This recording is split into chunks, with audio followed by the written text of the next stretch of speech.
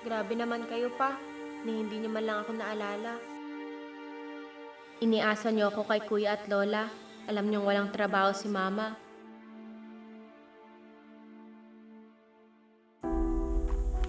Ito na siguro yung bahay ni Papa. Tao po! Tao po! Tao po! Tao po! Sino kaya itong batang to?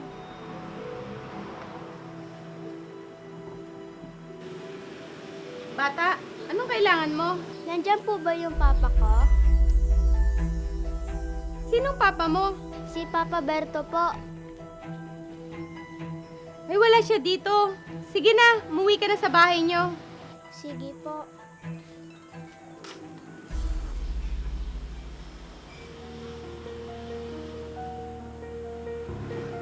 Sino yun, Robe? Wala, may makulit lang na batang namamalimos. Ba't di mo ako tinawag? At binigyan ko sana ng pera.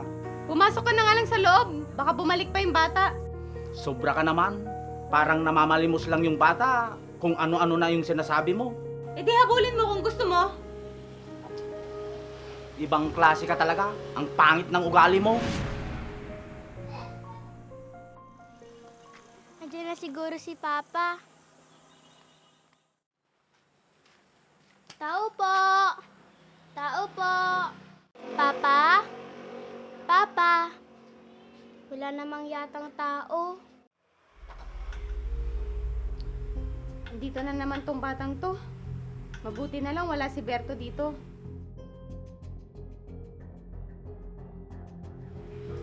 Magsawa ka dyan sa kahihintay. Hindi mo mahihintay ang papa mo. Kahit kailan, hindi kita matatanggap. Anak ka lang sa labas. Uwi na nga lang ako. Baka sakaling dalawin ako ni Papa sa bahay.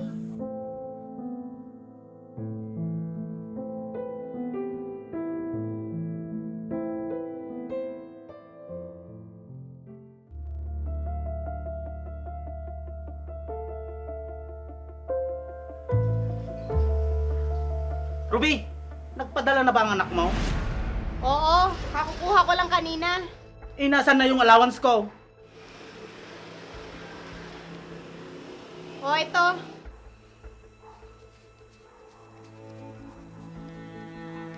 Ayos. May pangsabong na naman ako. Sige, Ruby. Alis muna ako. Saan ka na naman pupunta? Magsasabong kami ng mga kaibigan ko. Magtira ka. Mamaya maubos mo na naman yung allowance mo. Hayaan mo na. Alam mo naman na ito lang ang libangan ko. Bahala ka na nga. Makalis na nga. Baka malasin pa ako sa kakabunganga mo.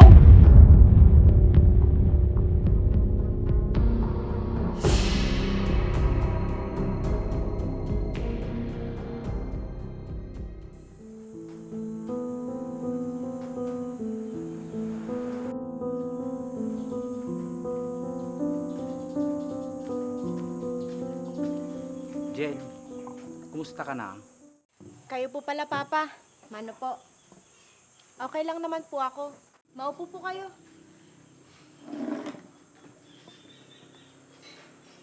Nandyan bang mama mo? Wala po pa eh. Umalis po kasama si Lola. May pinuntahan. Ganun ba? Opo. Anong kailangan mo kay Mama, pa? Natalo kasi ako sa sugal. Hihiram sana ako ng pera sa mama mo para makabawi man lang ako. Paano yan, pa? Wala si Mama. Sabihin mo na lang sa mama mo na hihiram ako ng pera. Sige po, pa. Tawagan ko na lang po kayo pag meron na po si Mama. Sige Jen, alis na ako.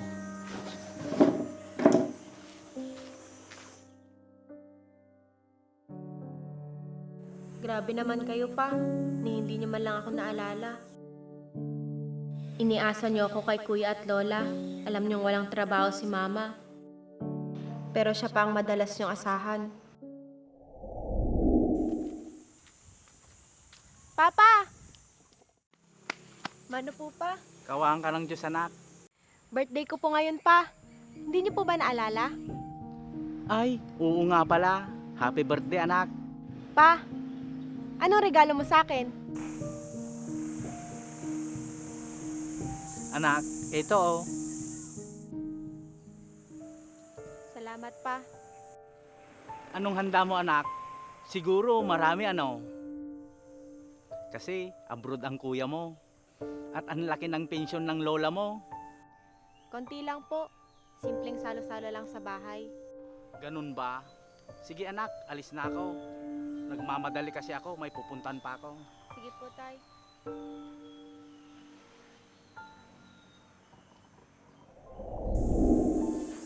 Noong bata ko, di ko man lang naranasang ipasyal niyo ako. Sabik na sabik ako sa pagmamahal niyo, Papa.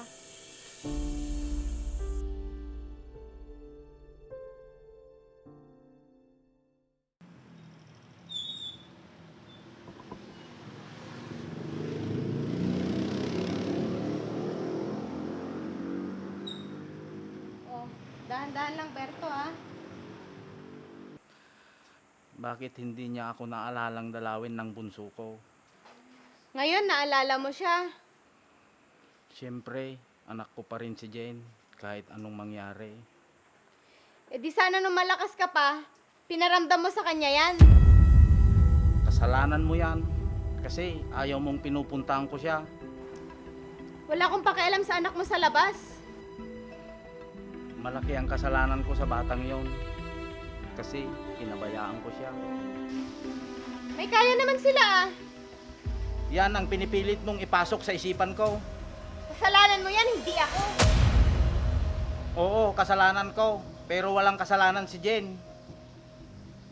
Nagsisisi ka na. Ngayon, alam mo na ibig sabihin ng nasa huli ang pagsisisi. Hindi pa huli ang lahat. Naiparamdam ko sa kanya na mahal ko siya. Bahala ka nga, diyan ka na.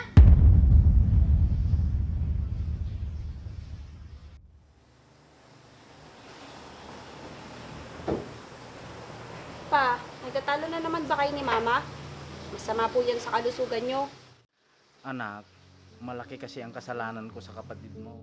Si Jen po ba yung tinutukoy nyo? Oo anak, nakinig kasi ako sa nanay mo. Kawawa naman po pala si Jen. Oo anak, hindi niya naramdaman ang pagmamahal ng isang ama. Samantalang sa inyo, binigay ko ang lahat ng pagmamahal ng isang ama. Maswerte kayo. Samantalang kay Jen, hindi ko nagawa yung obligasyon ko sa kanya. Mabait namang bata si Jen, di ba pa? Oo, napalaki siyang mabait at may sariling paninindigan. Parang bilib na bilib po kayo kay Jen, ha? Oo, madiskarte siya. Kaya niyang tumayo sa sarili niyang mga paa.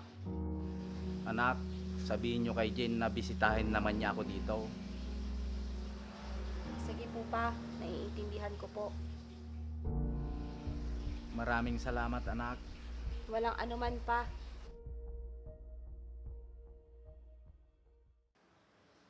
Ruby, may sasabihin sana ako sa'yo. Ano yan, Berto? Sana mapatawad niyo ako sa kasalanang nagawa ko sa inyo. Berto, matagal na kitang napatawad. Gusto ko rin sanang matanggap niyo siya bilang anak ko. Para sa'yo, gagawin ko. Para makasama mo din ang anak mo. Maraming salamat, Ruby. Patawad din kung hindi ko siya natanggap agad. Alam ko, hindi madali sa'yo ang lahat. Sana maintindihan mo ang sitwasyon ko. Alam kong mahal na mahal mo din ang anak mo. Oo, Ruby. Mahal na mahal ko si Jen. Kagaya ng pagmamahal ko sa anak natin. Hayaan mo, sasabihan ko si Jen na dalawin ka. Salamat, Ruby.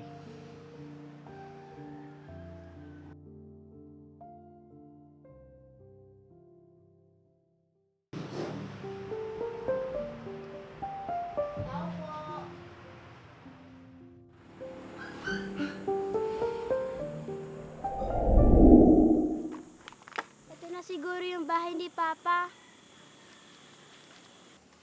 Tao po! Tao po! Tao po! Tao po! Sino kaya itong batang to?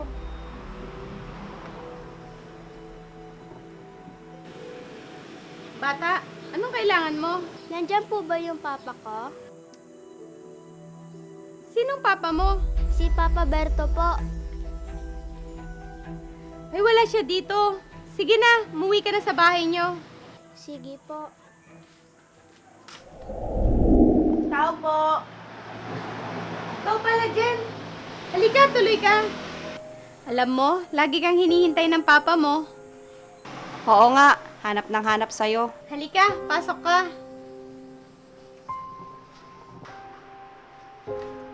Maupo ka, Jen. Pa.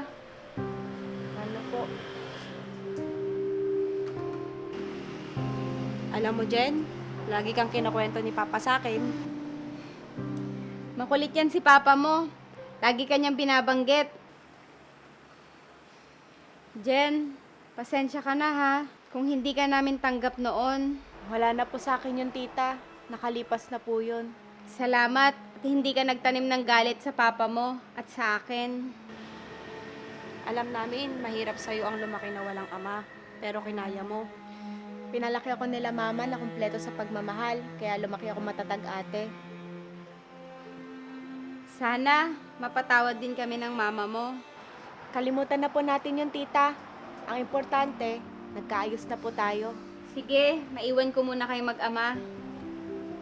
Sige, Jen, kukuhanan mo na kita ng merienda. Sige po, ate.